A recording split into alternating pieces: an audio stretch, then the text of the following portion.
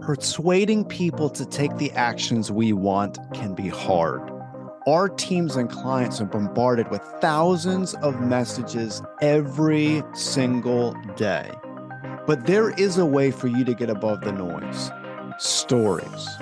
This is the Stories with Traction podcast, and I'm your host, Matt ZAUN. Join my guests and me as we unpack the power of storytelling. We'll talk about topics like leadership, sales, and marketing, all through the lens of strategic storytelling. Enjoy this episode. Today, I want to talk about legacy, having a legacy after reaching the peak of success. And whatever success looks like to you, there's successful business leaders, successful union leaders, successful nonprofit leaders, successful political leaders. And what amazes me is how many people, after they achieve so much in their life, they're propelled to give back to their communities, back to their churches, back to their neighborhoods. And I want to dive into that more, why that's the case, why that's important, and maybe some ideas on how people can get involved more. Today, I'm joined by Terence Farrell.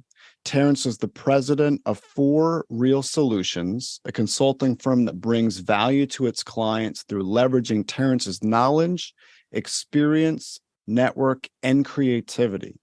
Two of the major focuses for his businesses are reducing healthcare costs for various organizations and mitigating loss in pension funds that occur because of fraud or other illegal activities.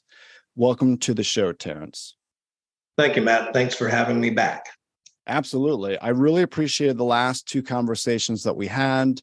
For listeners that didn't hear those, highly recommend that they go check those out. I will include those in the show notes. The very first episode that we had, we dove into elements of your journey as far as, the highs and lows. We went into a lot of different detail on what positioned you to leadership. And then in the second podcast episode that we had, we dove into your political experience, you getting to the point of running one of the wealthiest counties in the United States, Chester County, one of the healthiest, wealthiest, and wisest counties in the U.S. on almost every metric.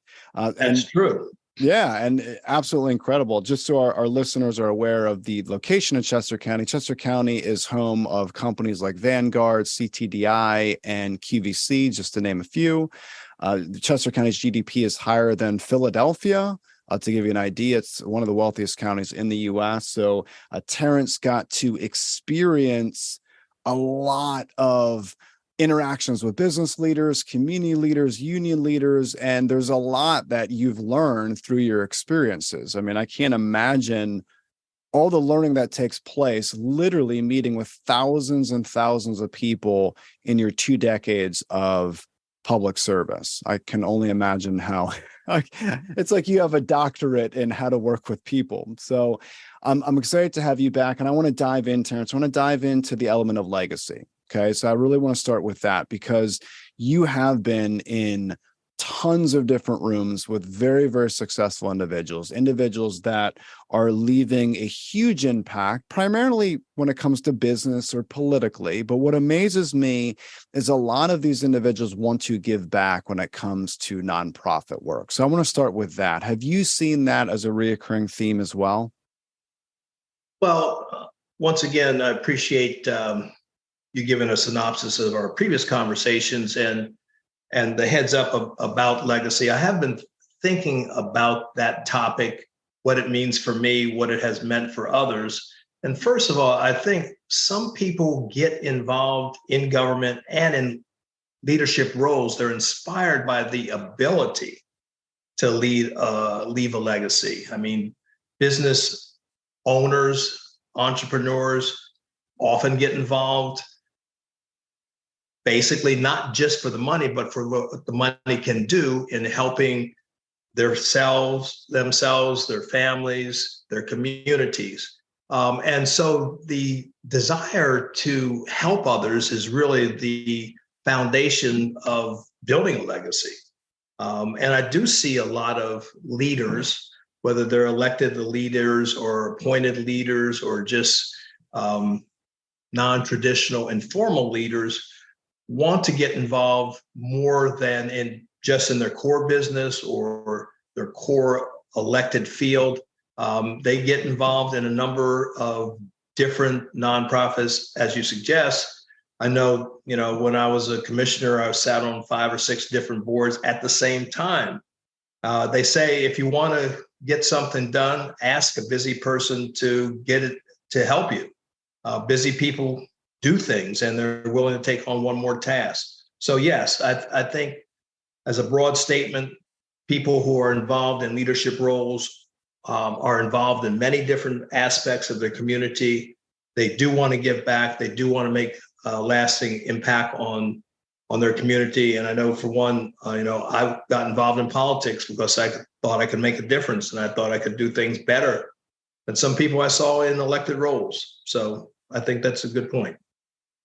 Yeah, and one of the most fascinating things to me is when I'm in a meeting and I'm having a conversation with someone, and then after I'm done with that conversation, I talk to someone else, and that person says, "Do you know who you were just talking to?" And what's amazing to me is sometimes I don't, because some people that I come into contact with, even though some of them are unbelievably successful, you would never know it.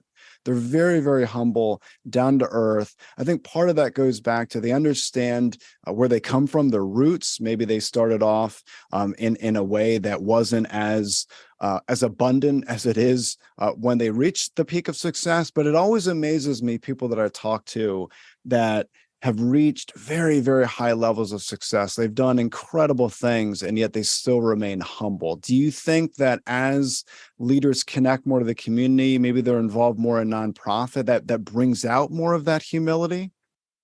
Well, I think, humility is one of the characteristics or traits that actually helps you get into or achieve a leadership position.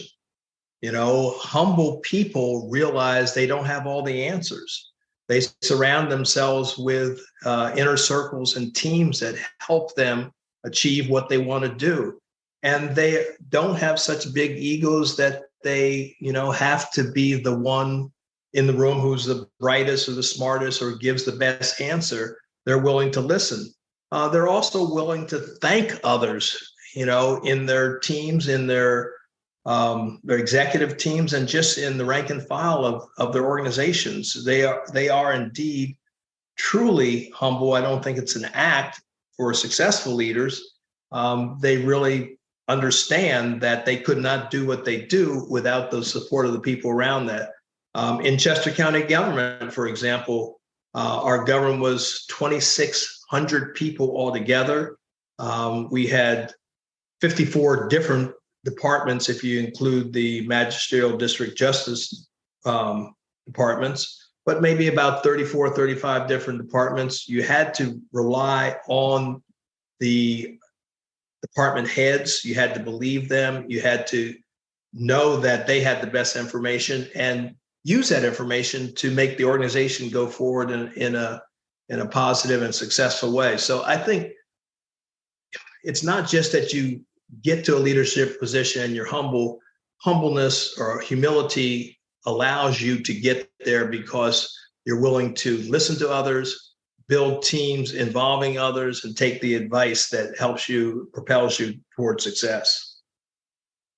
So you brought up some numbers I want to unpack, and correct me if I'm wrong on this, Terrence. So, because I might be getting my numbers wrong, but I'll throw it out. So you mentioned 2,600 people that worked through the county? Is that 2,600 full-time equivalents, yes. With 54 departments. Total number of departments, yes. I believe you said in the last episode that we did together that there's $500 million budget, or close to $500 million budget. That is true. The operating budget and the consolidated budget, which is the operating and the capital budget, totals more than $500 million, which would be indeed $500 million. And then I believe there's over 3,000 counties in the United States, and I'm almost positive a couple of years ago I saw Chester County as the 24th wealthiest county out of those 3,000 plus. There are indeed 3,000 plus, about 3,010 counties. Now, it's difficult to say exactly because some of those entities are actually parishes or some different names for counties in different locations. But yes, about 3,010. Chester County has always been the wealthiest, not always, but in recent years, particularly the wealthiest county in the Commonwealth of Pennsylvania out of 67 counties. And indeed, out of those 3,000 counties, we've been in the mid 20s range in terms of total wealth, 24, 26 in rank. And just back to what you said about the healthiest, wealthiest, and wisest county in Pennsylvania. Wealthy, we've just talked about. Healthy by any measure, Chester County has a healthy population. You know, we've got a health department. We've got initiatives in place to make sure residents are county, and we've been identified by the Commonwealth as one of the, if not the healthiest county. And the wisest. Our educational attainment for our citizens is top among counties in Pennsylvania. So healthy, wealthy, and wise. But back to your original statement, yes, we are one of the wealthiest counties in the nation. So here's why I bring all this up, because I want to paint the picture for everyone listening that the county that we're describing under Terence's leadership did exceptionally well. I mean, on almost every metric you can imagine, when it comes to green space, when it comes to places that people want to live, they want to work, they want to play. I mean, it was absolutely incredible. It's still to this day is great, but under Terence's leadership radically thrived when it came to all of these metrics. So here's why I'm putting this out there. So someone listening to this, we're already describing it as one of the wealthiest counties. If someone were to think, why do I need to give back in a county like that? Why do I need to get involved in nonprofits in a county like that? What would you say to them? Well, as we said often on the stump when we were talking to others, even though Chester County has this overall metric of being wealthy, not all the citizens enjoy that same level of wealth. There are pockets of poverty. Chester County has a food bank because there are people who are food insecure. Westchester University has a pantry for students there who are food insecure. Affordable housing has always been an issue in Chester County. The median income is very high. The number of housing starts is very large, but there are people who cannot afford decent housing. So we always wanted to make sure that the rising tide lifted all boats, at least to some degree. We spent significant dollars, county dollars, public money on helping some of the municipalities that weren't as well off as some other ones. It was just a basic oversight of what was going on in the county. Overall, yes, wealth, but pockets of poverty, pockets of insecurity, pockets of food anxiety. And just as a person, you could not let those needs go unanswered. It's a really good point that I appreciate you bringing up. I want to shift gears for a moment. I want to talk about you being active on different boards. You had mentioned that you were a part of over 5 different boards.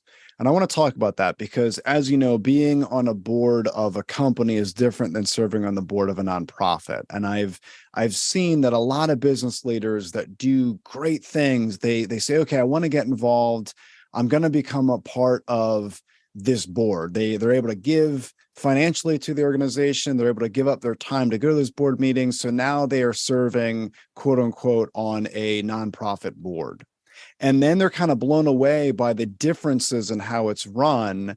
And their head starts to spin because they want to give back. They want to do good, but they don't quite know where to turn. So is there any advice that you can give to a leader that has never had any kind of nonprofit board experience? They get involved. How can they be successful? What are some things that you would point them to focus on being successful in that role?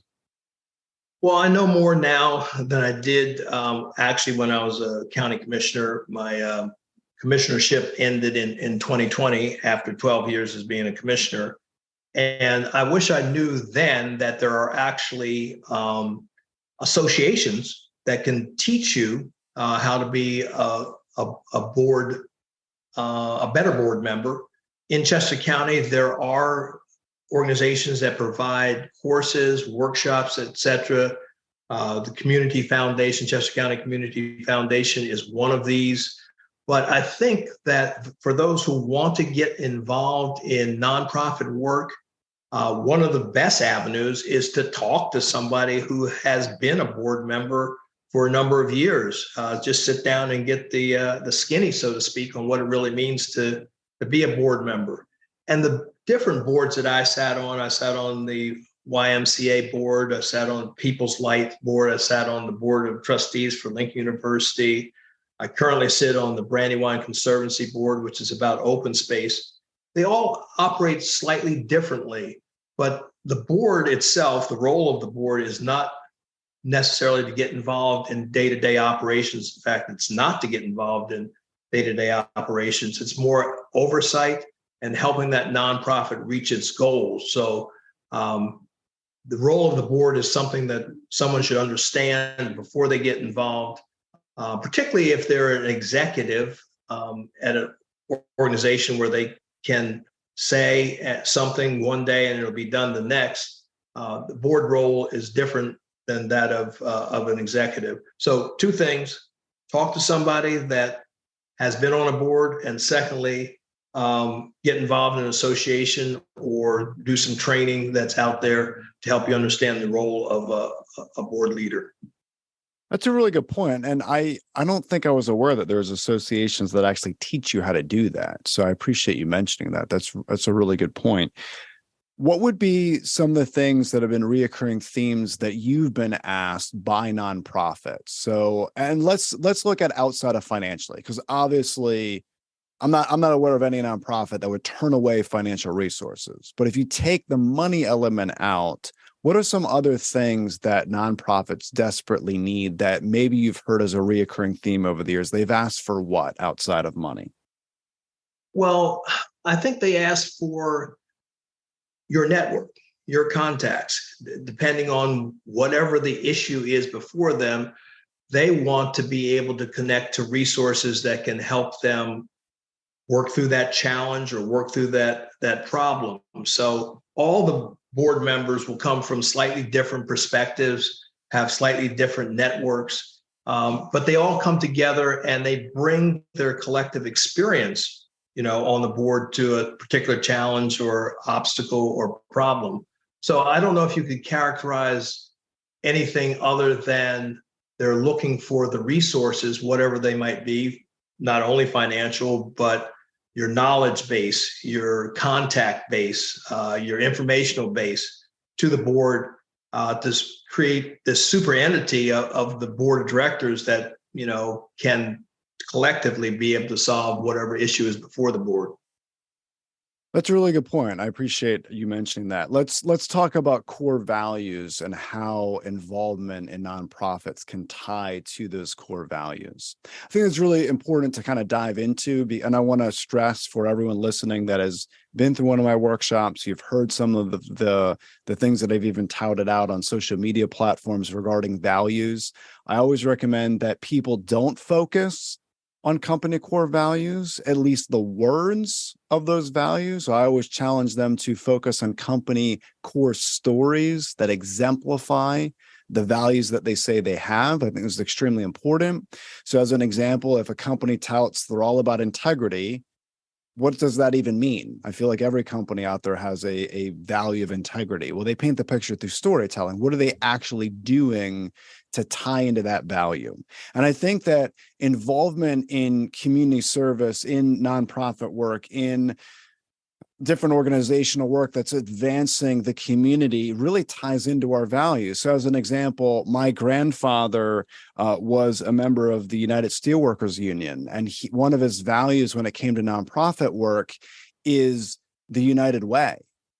He really was involved with the United Way through the United Steelworkers Union, and it was amazing what they were able to do to give back to the community on multiple fronts. And that was part of his DNA. That was part of the values that he wanted to continue to advance in his community. So let's pick a leader. They're successful. They want to be involved in a board. You kind of explained to them how they can get involved, Terrence. how can they link this to the values that they have as an organization? What would be some things that they need to be mindful of? Well, I appreciate your mentioning the power of stories as indicative of what the true value of an organization is. And I'm mindful of one nonprofit in Chester County that I have helped since I've left the commissionership, and that is Youth Mentoring Partnership, which helps at-risk kids in Coatesville and West Philadelphia in grades 6 through 12 stay in school, be motivated to stay in school and excel, and teaches them grit, gratitude, and goals through athletic participation.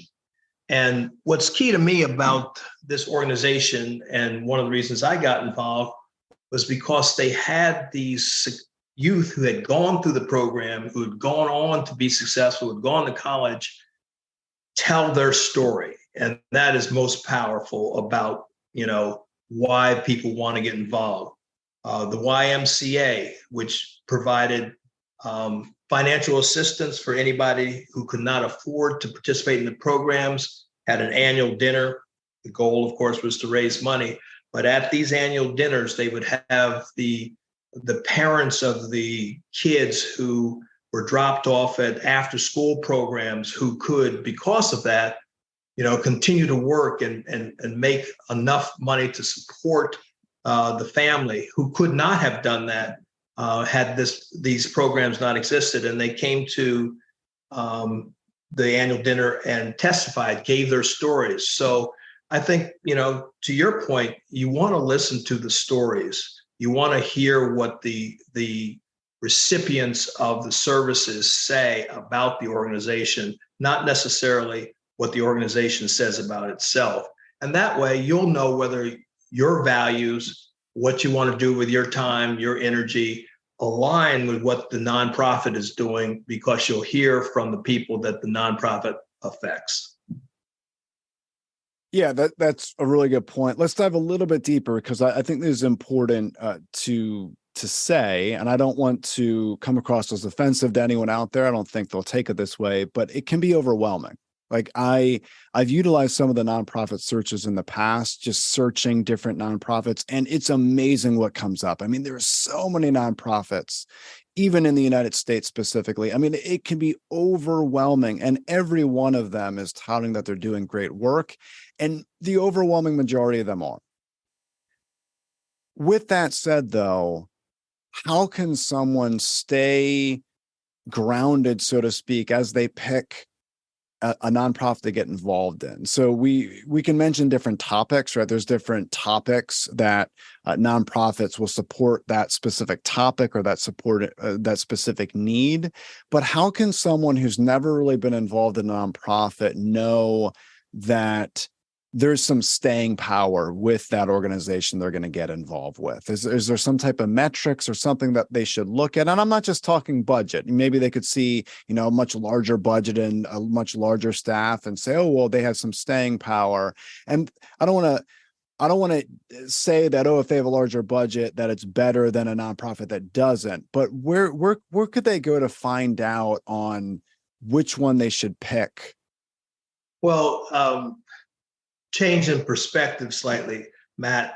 It never has been my experience that you sort of independently pick a nonprofit that you want to join or you want to support on the board level. Usually how it works is that they'll reach out to you through your network. They'll have board vacancies and they'll say, they'll review, in a board session, who might be a welcome addition to our board. And then they'll have somebody who knows you come and say, hey, would you consider coming in and sitting on, the board of XYZ?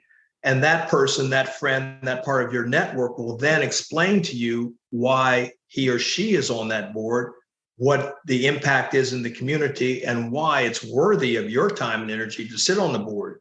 So it's not necessarily deus ex machina, you reaching down and saying, I'm going to join this board. It's more the board reaching out to you because they've heard about you in the community. They want you in the community. They know you'd be a valued asset. So, the first contact would be with somebody that that you can actually talk to, straight up about why this board, why this organization is worthy.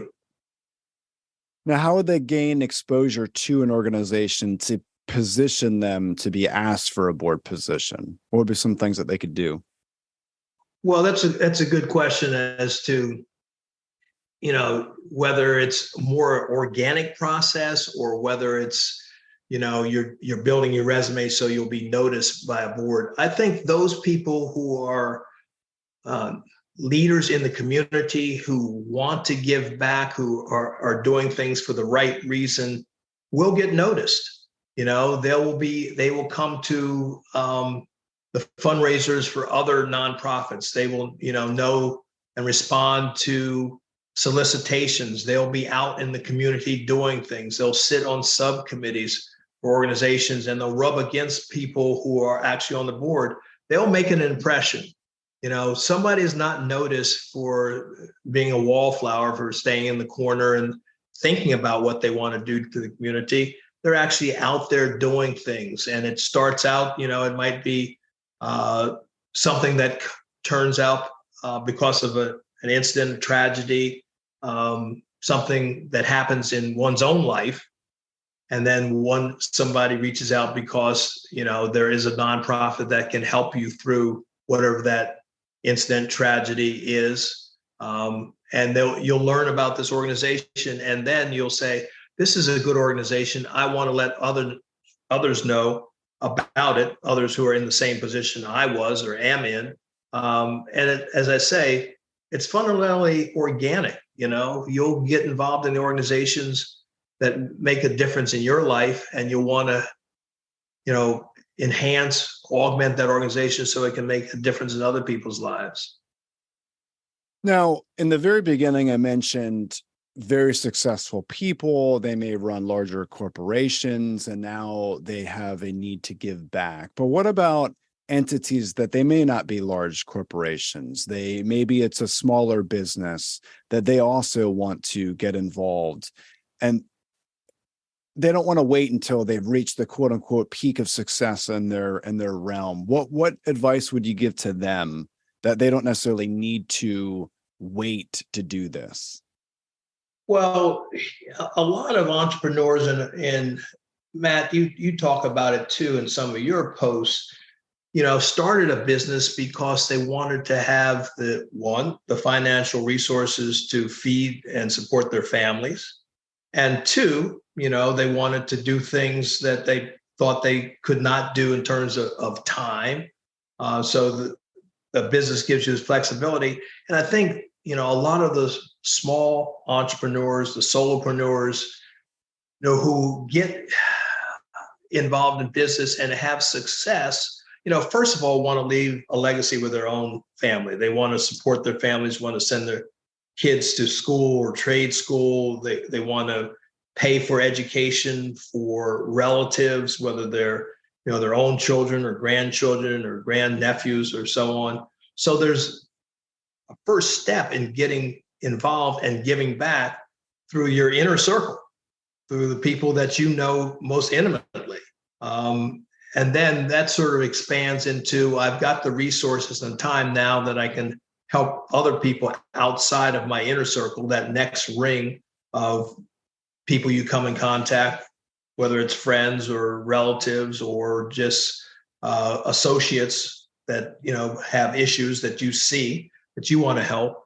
So I think, once again, it's a question of not necessarily picking an organization to get involved with, but more life comes to you in various facets, and you respond to it by saying, hey, this touches something in me, and I want to get involved. I want to help other people. This organization helped me when I was going through a very difficult time, and I want to enhance their ability to help others. So it's not necessarily a mental thing. It more an emotional or spiritual connection with the organization.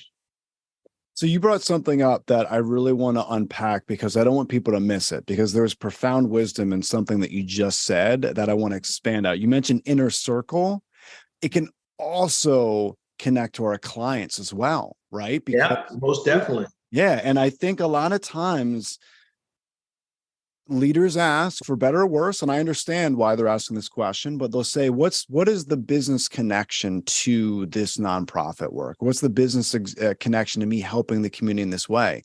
Well, if a lot of an entity's clients supports a certain organization or they want to see growth in a certain area, that would be a very intentional and strategic way to get involved, saying, hey, if 65% of your clients really appreciate X, Y, and Z nonprofit over here, it might be worth your time to get involved, to create that organic exposure, if you will. Go to some meetings, shake some hands, maybe financially invest a little bit until you figure out more about the organization. Then invest even more. Then see, can you position yourself for a board spot so you can have an impact in that organization? So that inner circle, yes, friends, yes, family, but also it could be the clients that we deal with on a daily or weekly basis that we've built the business relationship. We know a lot about what they're trying to do, and they may have a heart for that as well. So I appreciate you mentioning that. Great point. And I don't think it has to be 65% of your clients, Matt. It can be one important client. It can be one client that says, look, this organization I'm involved with is having a golf outing, a month from now. This is what they do. And I'd like to know whether you'd sponsor a tea or a hole. And often your involvement with a nonprofit will start at a minimal level. And then you'll go to that event and then you'll rub shoulders with other people and then you'll hear the story of what this nonprofit does. And then you'll say, hey, I want to give more, or I heard of a need that I can help solve or someone I know can help solve. So it doesn't have to be, a majority percentage of your clients. It can be one client that brings you a good story about what this organization is doing. And that story moves you. It's the emotion of the story that moves you to help further. Well said. One important client. I like that. Thanks for sharing that. Very rarely would anyone say that networking is not important, right? Some people may say, depending on timing, they can't do this or they can't go to this event, but I'm not aware of any business book that I've read that says no one should get involved in networking, right? We all recognize the importance of networking. Obviously, you know the importance of networking with a very long career with your success in the political arena. It almost sounds to me like this is a really good networking opportunity to get involved in nonprofits. Would you agree with that? For sure. And first of all, I want to underscore the statement you made about the importance of networking. I'm actually working on an outline for a book about networking because I think it's so key to my success. And there's so many facets to networking. People think maybe it's just going to events, but no, it's using social media to network. It's understanding about supporting nonprofits and going to their events, and then using that network to perhaps find other clients, or maybe you're looking for a job and you can use that network. So networking is totally key. And yes, one of the things you might want to do in a very considerate and deliberate outreach is to get involved in a nonprofit in whatever way. It might be on the board, but it might be just supporting it and going to the events as a tool for networking in the community, for whatever outcome, for whatever value the networking can bring you. And often the benefit of the networking is not necessarily what you start out to believe it's going to be, but it might be take a turn and you might meet somebody that says, I'm just new to town. I'm looking for X, Y, and Z. And you help that person, and that person connects you to your next best client. You never can tell what the benefit of a specific interaction is going to be to your total success. So get out there and network, folks. I like that. And I appreciate all the intentionality and strategy that you bring to this, Terence. Thank you so much. And thank you for your time today. I really appreciate this conversation. I think it's an important conversation to have. I think that we need to talk more about community involvement, getting involved. we can't go wrong trying to strengthen communities across this country for sure. So I very much appreciate that. But there's three main takeaways that I want to highlight that I really appreciate you saying these different elements that I want people to grab a hold of. The very first one is humility is a trait that gets you into a leadership position. I don't think anyone would say that they want their boss, they want their superior, they want their client, they want their team member to be cocky, right? Like we all value humility as an incredible trait. So I appreciate you mentioning that. Humility is a trait that ends up getting you in leadership positions, taking in what people say and allowing it to change you and strengthen you as a leader. I appreciate that. The second thing is the tidbit that you mentioned regarding associations that can teach you how to be a great board member. I think for anyone that wants to get involved in a board, not only what you said, Terrence, asking a board member that they trust, but also searching out these associations to really get the proper training and development that they need. And then the third and final piece is that inner circle element that you had mentioned. And I even said, hey, if the majority of your clients are supporting this nonprofit, and you said, no, if one.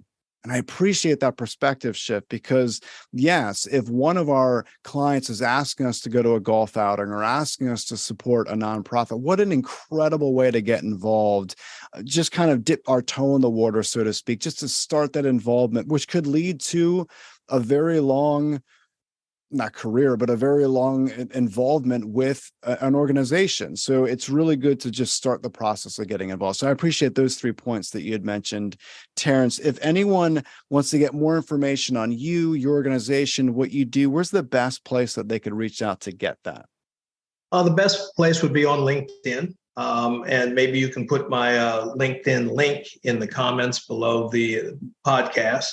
I'm very active on LinkedIn, and they can reach out to me via message or just wanting to connect. Message is probably best since I get a number of invitations from people I don't know anything about, and I seldom connect with them. But they can Google me. You know, you'll have the correct spelling of my name, and they can Google me. And it's very difficult to hide in this world of social media and the internet. So if people want to get in touch, I'm sure they will. And always they can get in touch with me through you. Perfect. All right. I will include your LinkedIn link in the show notes. People can just click and find you there. Thanks again, Terrence. I very much appreciate your time today. Thank you, Matt. Thanks again for having me.